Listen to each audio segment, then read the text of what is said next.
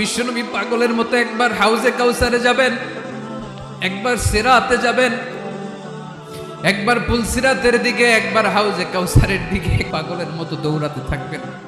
তার কোনো গুনাহগার উম্মত যাতে জাহান্নামে ঢুকে না যায়, সেদিন কেউ সুপারিশ করতে পারবে না বিশ্বনবী ছাড়া।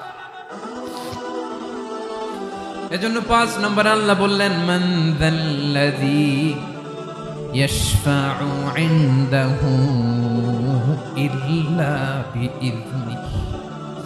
কার সাহস আছে, কার এত বড় বুকের পাটা কিয়ামতের কঠিন দিন আল্লাহর সামনে দাঁড়িয়ে সুপারিশ করবে? কারো ক্ষমতা নেই, কারো ক্ষমতা নাই। বিশ্বনবী সেদিন সেজদায় পড়ে উম্মতের জন্য কাঁদবেন, সবাই কাঁদবে, নফসি নফসি, আল্লাহ আমারে বাঁচাও, আল্লাহ আমারে বাঁচাও। বিশ্বনবী বলবেন, উম্মতি উম্মতি। বিশ্বনবী আমার জন্য কাঁদবেন, আপনার জন্য কাঁদবেন।